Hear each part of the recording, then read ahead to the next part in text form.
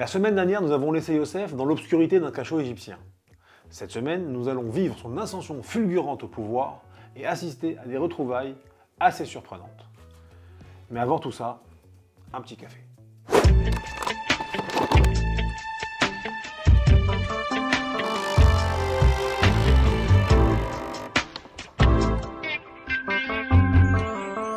2 ans après que le maître échanson ait retrouvé sa place auprès de Pharaon, voilà que ce dernier à son tour est troublé par des rêves mystérieux. Il voit des vaches maigres dévorer des vaches bien grasses et des épis brûlés et fanés engloutir des épis bien dodus. Tous ses conseillers et astrologues sont appelés, mais personne n'arrive à déchiffrer le sens de ces visions troublantes. C'est là que l'échanson se souvient de Yosef et le recommande à Pharaon. Yosef, inspiré divinement, se présente devant Pharaon et interprète les rêves avec précision. Il annonce 7 années de grande abondance dans les récoltes, tout de suite suivi par 7 années de famine sévère. Il suggère à Pharaon de ne pas consommer immédiatement toutes les ressources, mais plutôt de stocker le blé durant les années fastes pour être prêt lors des moments difficiles. Impressionné par la perspicacité de ce jeune hébreu, Pharaon voit en lui l'homme idéal pour gérer cette crise. Et il le nomme gouverneur d'Égypte et lui donne un nom égyptien, Tsafnat Panéar, qui signifie celui qui explique les choses cachées. Yosef épouse Asnat, fille adoptive de Potiphar, qui selon le Midrash serait en réalité la fille de Dina, fille de Yaakov, qui, rappelez-vous, avait été violentée des années auparavant par Shechem. Ce mariage approuvé par Potiphar disculpe par la même occasion Yosef des accusations mensongères portées par sa femme. Asnat et Yosef auront 2 fils, Ephraïm et Ménaché. Et c'est ainsi qu'à seulement 30 ans, Yosef, le jeune prisonnier hébreu, accède aux plus hautes fonctions du pays. Grâce à cette anticipation, l'Égypte réussit à faire face à la crise et est même en mesure d'aider les pays avoisinants. Canaan,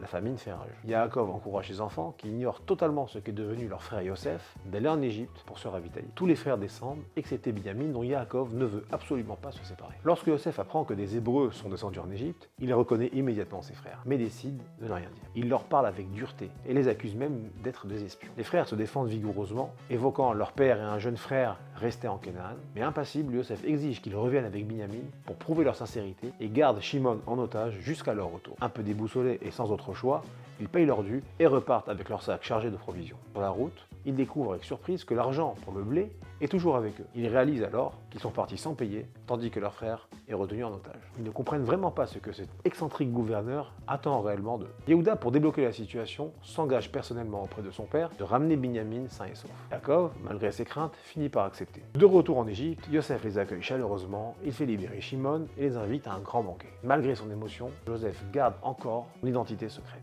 Il place subtilement sa coupe royale dans le sac de Binyamin et les laisse repartir. Lorsque la coupe est retrouvée le lendemain, Binyamin est accusé de vol. Yosef déclare qu'il restera comme son serviteur et permet aux autres de repartir. Cette décision inacceptable pour Yehuda l'oblige à réagir. Quelle sera sa réaction? Nous le verrons ensemble la semaine prochaine. Hanouka Sameach et Shabbat Shalom.